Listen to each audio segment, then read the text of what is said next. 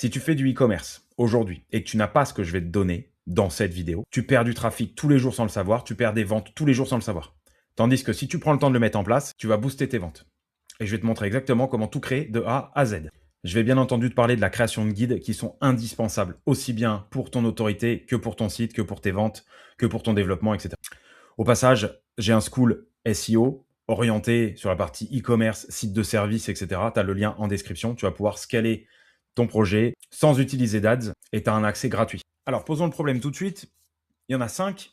Le premier, c'est que tes clients posent toujours les mêmes questions. Donc, au bout d'un moment, si tu as beaucoup de volume de trafic et que tu fais des ventes, tu as un SAV qui va exploser. Si tu ne l'as pas encore, tu l'auras bientôt en mettant en place ce que je vais te dire dans cette vidéo. Si tu n'as pas de guide, donc tu n'as pas de page qui va ranker sur comment utiliser, les how-to, toute la partie utilisation de produits, guide d'achat, etc. Et ça, c'est hyper important aujourd'hui si tu as un site e-commerce. Il faut absolument que tu en aies. C'est ce qui va montrer ta crédibilité et pousser ton autorité. Et ensuite, tes concurrents qui ont ce contenu, eux, ils vont capter du trafic que toi, tu devrais aussi capter, mais que tu ne vas pas avoir.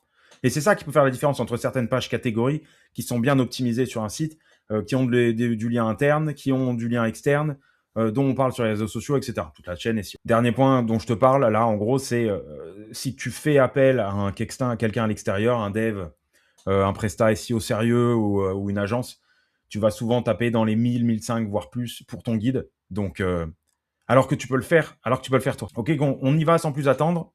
On rentre dans le vif du sujet. Donc, créer un guide SEO. Comment, lequel, pourquoi et comment l'actionner rapidement et gratuitement. Pour l'exemple, je vais créer un guide d'utilisation pour mon produit. Mais bien entendu, c'est adaptable. Si on est sur une page catégorie, on va pouvoir créer un guide d'achat. Si on est sur certains produits, on peut avoir des guides de réparation. On peut avoir différents guides, etc. À toi de demander à l'IA de dire quel type de guide je peux créer en fonction de mon produit, en fonction d'où j'en suis sur mon site, etc. Des besoins, est-ce qu'il y a des gros volumes de recherche sur certains produits et c'est comme ça qu'on peut gagner des positions, etc. Tout ça, on en parle bien dans la formation. Tu as le lien dans la description du school. Alors, j'ai un prompt, je le colle ici. Si tu veux récupérer le prompt, tu me le dis. Et en gros, le prompt, il est assez solide. Il est en 2 étapes. Il est en 1, livrable, étude du persona. C'est normal. On veut savoir à qui on s'adresse et comment on s'adresse. Et ensuite, en 2, on va avoir la partie données structurées. C'est hyper important. Et en 3, on va coller l'URL du produit tout bêtement. Et encore une fois, le prompt, celui-là, il sera dans le school e-commerce x2. Alors, mon produit, c'est celui-ci. J'ai pris lave-vaisselle encastrable. Il est là. Lave-vaisselle intégral, 14 couverts, Valberg, etc. Je ne connais pas ce lave-vaisselle, mais je le vois. Donc, en gros, j'ai tous les éléments de mon prompt qui est ici. Je colle mon produit et je mets sur Entrée. Travail terminé par Claude en un peu plus de 3 minutes, quelque chose comme ça. Et en gros, j'ai 2 choses. J'ai 3 choses, pardon. J'ai le profil de mon acheteur. Donc, le persona, on peut toujours l'étudier au préalable, etc. Mais là, au moins, ça me permet d'être en accord avec. S'il me dit quelque chose de complètement aberrant par rapport à ce que j'ai l'habitude d'avoir sur mon site e-commerce, ça zappe, on recommence, on étudie un peu le truc. Mais il faut quelque chose au courant. Donc là, j'ai mon profil démographique. Donc, j'ai mon persona. À qui je m'adresse, où est-ce que je le trouve, et puis qu'est-ce qui va l'intéresser. Surtout sur ça qui est important dans un persona. Le reste, c'est du blabla. Les données structurées. Donc, quelles données structurées je vais avoir dedans, sachant qu'aujourd'hui, c'est hyper important d'avoir des données structurées et pour ton site, et pour l'IA, et pour la lecture, donc des LLM. Et puis derrière, pour avoir une structure cohérente. Il faut les deux, c'est important. Et pardon, pour Google, pour que Google aussi puisse comprendre où est-ce que tu vas exactement et bien interpréter ta page. C'est hyper important, ces données structurées aujourd'hui, c'est indispensable. Sachant qu'il n'y en a pas des masses, là, sur un guide, par exemple, on va avoir how to, donc par exemple, là, c'est comment, vu qu'on est sur la partie guide d'utilisation, et FAQ page, donc la partie FAQ, vu qu'on a une FAQ en bas de la page. Sur le deuxième élément que je vais te donner après, on pourra ajouter un autre élément de JSON, on verra plus tard. OK, et ensuite, le 3, le livrable, le guide complet. Alors, je suis content parce que j'ai un doc avec les éléments, on va le découvrir ensemble. Enfin, moi, j'ai déjà vu. Donc, mon guide d'utilisation, il est en version doc. Je vais pouvoir le demander en version PDF. Donc, je rajouterai ici, donne-le-moi en version PDF. C'est le premier point. Donc là, on peut jeter un coup d'œil. C'est bien de relire, de regarder. Ça, c'est une doc qui est hyper complète. Alors, ouais, donc là, c'est pas bon. On va juste remodifier un petit peu. Donc là, on a tous les éléments du guide. Donc ça, c'est top. Il y a juste cette partie-là, la page 2. Donc là, vous lui dites livrable 2. Dans le guide d'utilisation que tu m'as donné, la partie livrable 2 qui est sur la page 4 et 5, tu m'as mis les JSON dedans. Ça ne m'intéresse pas. Moi, je voulais un guide d'utilisation pour mon client final afin qu'il puisse utiliser son produit et puis télécharger le guide PDF. Fais-moi la modif, s'il te plaît. OK. Et ensuite, l'idée, c'est d'avoir un PDF qu'on peut télécharger. Donc, moi, le PDF qu'on peut télécharger, je vais le mettre ici. Alors, il me semble qu'il y en a déjà un sur cette page. Bon, en gros, on va le mettre ici, guide d'utilisation ou notice. Alors, pas ici, plutôt en dessous. Guide d'utilisation ou notice. Et ça permet d'avoir un guide PDF à télécharger, soit en échange d'un email, soit gratuitement. On peut le donner gratuitement vu que c'est sur la page produit. L'avantage, c'est que ça vous mettra votre site en avant si jamais il y a quelqu'un qui demande sur LLM, est-ce qu'il y a un guide d'utilisation qui existe pour tel produit? il va scanner le web, ChatGPT, Claude, etc. Puis il va s'apercevoir que sur votre site, il y en a un, donc il va linker votre site et avec un peu de chance, la personne va venir sur votre site, va se rappeler de vous, vous connaîtra, etc. et téléchargera le guide chez vous. Bon, on peut tout imaginer dans le parcours d'achat, dans un parcours de connaissance.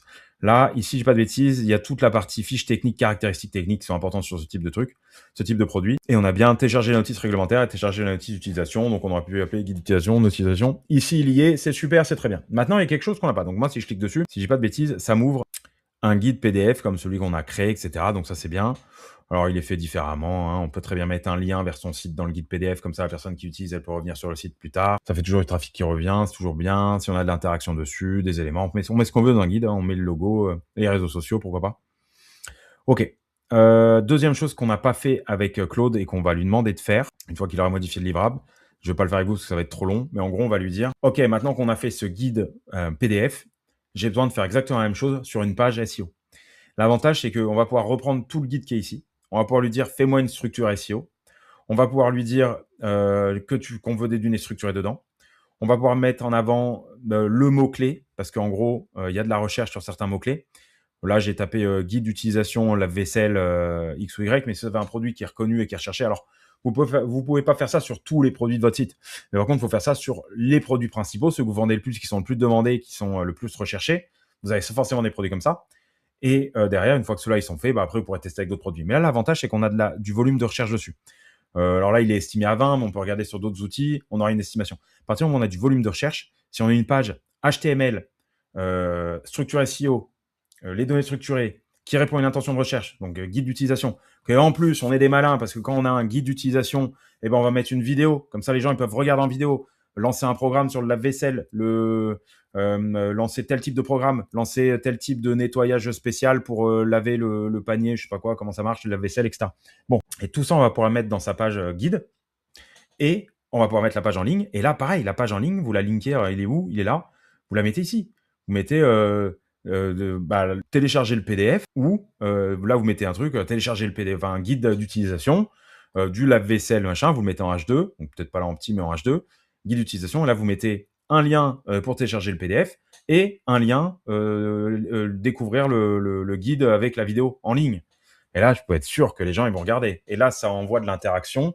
Ça fait de la rétention utilisateur avec la vidéo qui sera sur la page HTML que vous aurez linkée ici.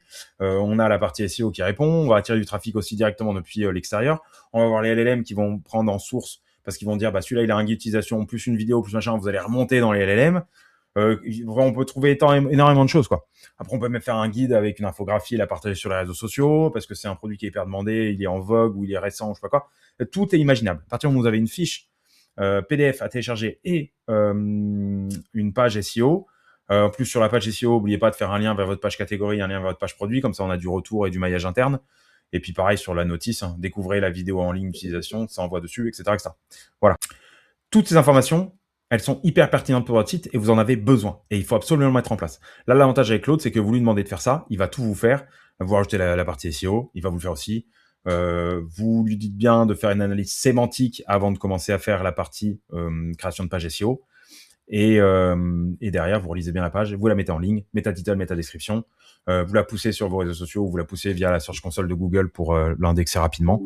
Et vous serez bon sur cette partie-là. J'espère que ce mini-guide rapide, sans mauvais jeu de mots, t'a intéressé. Si c'est le cas, n'hésite pas à me laisser un like et à t'abonner à la chaîne si t'es pas abonné à la chaîne, ou à me mettre en commentaire que ça t'a plu, ou si tu as des questions par rapport à ça, j'y reprendrai dans ma prochaine vidéo. Si tu veux plus d'informations sur la partie e-commerce, que tu veux scaler ton e-commerce, tu as le lien de mon school dans la description, je te laisse aller regarder. Tu as un accès gratuit pendant une période donnée, je sais pas combien de temps, mais en gros, vas-y maintenant. Si tu vois cette vidéo, on fermera les accès gratuits bientôt. Et je te retrouve dans une prochaine vidéo. À bientôt.